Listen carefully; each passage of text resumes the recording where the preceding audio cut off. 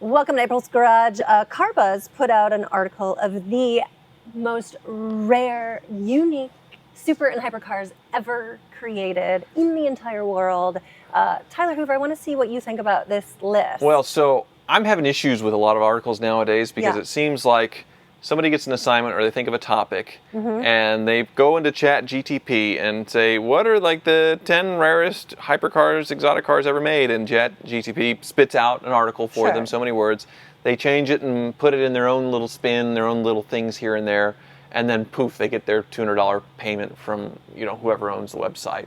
No offense to the author, I suppose. Yeah, he's going to totally come after you. Bram Peens, but as somebody who used to write blogs and for different publications before Chat GTP, I'm reading this stuff nowadays. I'm just like, oh my God, it's like a robot's writing this because it is. You think you think this list isn't like up to par on your list? I glanced through it and it felt sort of robotic. But not only that, it's just amazing how these modern hypercars, how unexcited I am about it. And I'm not that old. It's not like I'm at a young enough age to where like new cars should still be exciting to me. Right. But I don't think they are for anyone. No. Like a 5-year-old seeing a Ferrari F40 or F50 for the first time back in the day when it was new.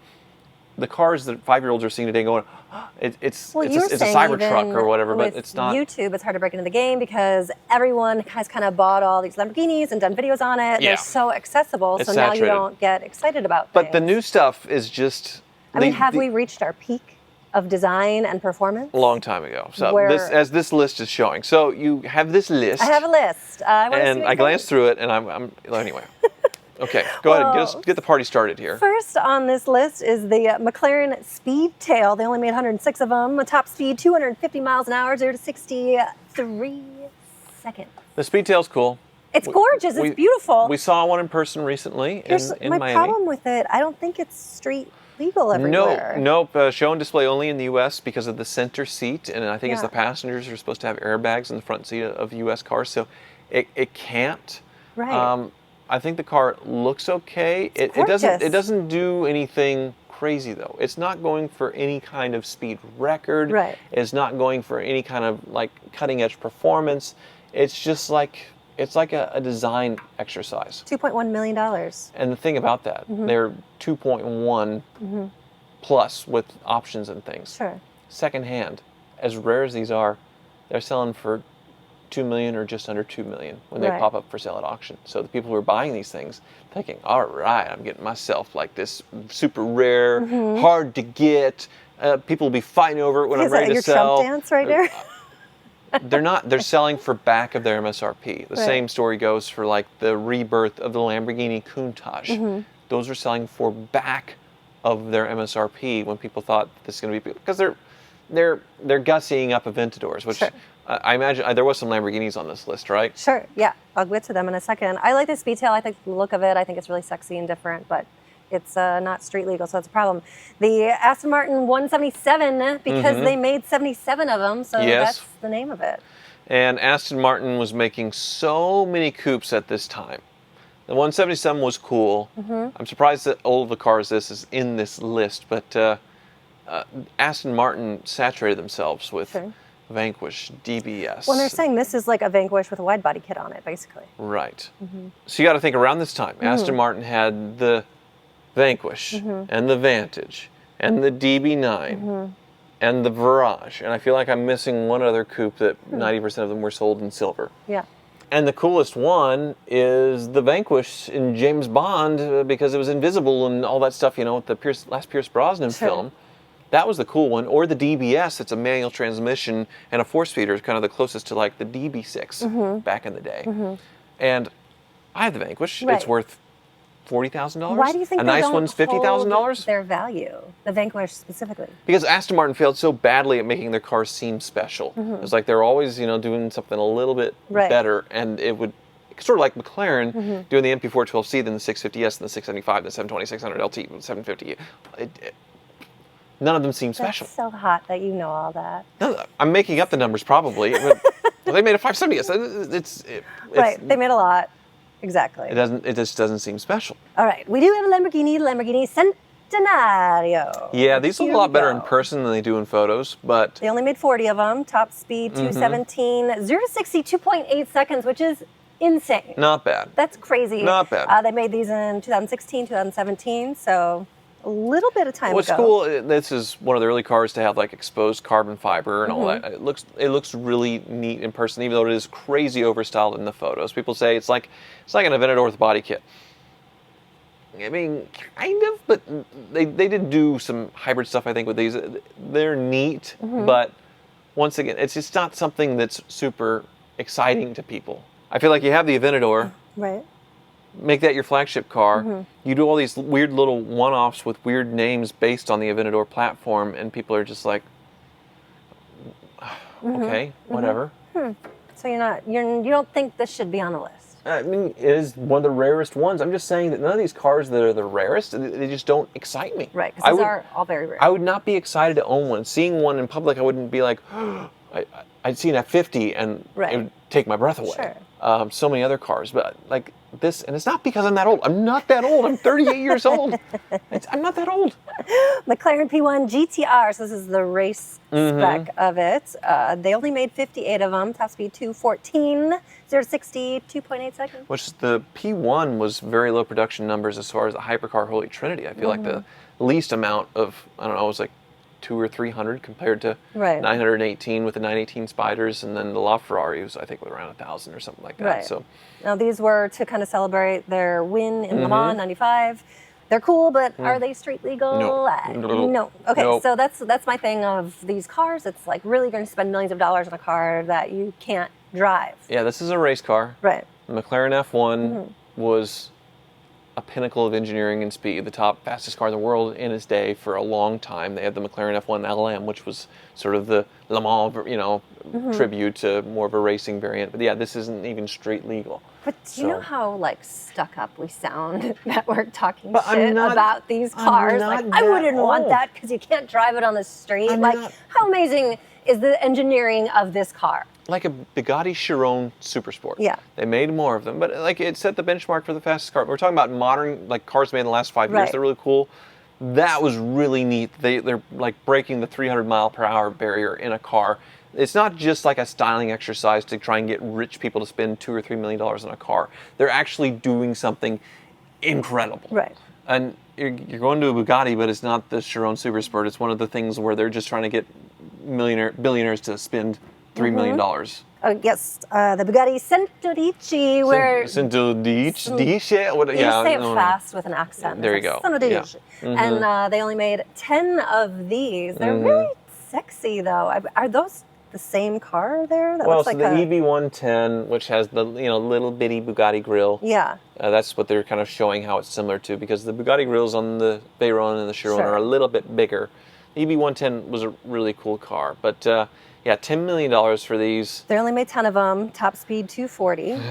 0 to 60 in 2.4 seconds, So- which is You're paying $10 million for a car that goes slower than a Veyron and way slower than a Chiron. And You're- they're saying it's like a reskin Chiron. Chiron? Yeah. 1,500 horsepower, but because they made the body all blingy, it goes slower. So once again, these cars are just being built to cater to billionaires for an excuse to spend money so they can sell and fundraise to the sheik so the sheik can have the Bugatti that nobody else has and all that stuff. And it's not exciting to people. You kind of sound salty about that one a little bit. I'm just gonna say it a little bit. Next, we have the Lamborghini Veneno. Here we go again. Every single sheik and aristocrat or whatever, yeah. They only made 13 of them, so they're very rare. Top speed at 221 miles an Okay. hour, not 220, but 221.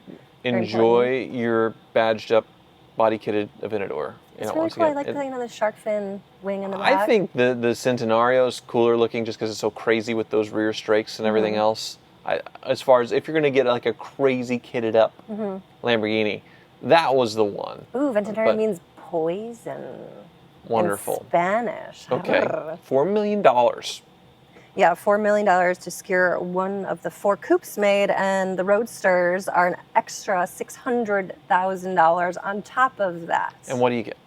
A car that's Right. slower than an Aventador. That's what I don't get. Like, are billionaires really that stupid to where it's like, okay, I just want something because it's cool and exclusive versus I want the best. Right. And that's what people were buying back in the day. The McLaren F1 was the best. The McLaren P1 was the best. Well, they're trying to compete with that. They're trying to push something new out there, and according to you, they've failed the miserably. Countach was the best. The Diablo was the best. The Murcielago was the best. Right. It was like their best car. So, we're back to Bugatti doing their... Yeah, we're back to Bugatti La Voiture Noire. Oh, that's so off, but... Which means the black car. Okay. So they just made one of them? And they just made one of them. 0 to 60, 2.4 seconds. Top speed, more than your Veyron. Yes. 261 miles an hour. But I think about the same as like a Chiron or a little bit slower. So it's just a one-off for somebody who said, I want a one-off Bugatti. And it's Which I'm surprised this is on here, because I don't know if I'd put like exclusive one-off cars on this list. So your AI explanation goes for me just for this car specifically. 18.9 million. But yeah, there's plenty of one-off cars being built by people and selling for a lot of money. Once again, the AI kind of messed things up here, and somebody's just like changing it a little bit. For sure. Maybe this particular author, whatever publisher, likes these cars. Well, the problem is, and it was $200 to write an article 10 years ago when I was doing it, and it's probably still $200 today. And with inflation, it's like the amount of work for the the money you get paid. And then people can just copy paste in the chat GTP and generate an article, change a few things, and they're done in 30, 45 minutes versus actually having to research. Well, kind of what we're doing is we're just repurposing his material for YouTube. Okay. So we're kind of like AI in a way, maybe. Okay, the Koenigsegg CCXR Trevita, they made two or three of them. It looks just like a regular Koenigsegg, Top so I wonder speed, what's different. 250. What is different about it? A diamond weave carbon fiber with E85, but it looks just like a Koenigsegg. And Koenigsegg's, they're very difficult to own cars, as we're seeing as a few YouTubers have bought them. Right. Stradman has in service for months. They're very cool, cutting edge as far as the tech and the acceleration, the performance and all that. But they're proving to be very difficult cars to own as they age, and that's going to, I feel like, hold them back. I think Stradman is scared to really go into it and tear into it too much because he wants to have a relationship with Koenigsegg and doesn't want to tank the value of his $3 million car that he switched out of his Bugatti Veyron and into that to a whole different level of crazy finances. And to be without the car for months because it's not running right or whatever, it's tough. Well, I think the problem with these is there's a strict startup and shutdown kind of arrangement that you need to do when you're starting them up. And if you don't properly do everything in order, the car will just brick and lock up. It's very strange. There's a lot of strange stuff about it, and it's proving to be a difficult car to own long term. Well, and this one... And this comes from a guy with a Bugatti Veyron that's a crazy car. This one, Floyd Mayweather Jr. actually owned one, purchased for $4.8 million in 2015, and he sold it 2 years later for $2.6. So he lost a lot of money there.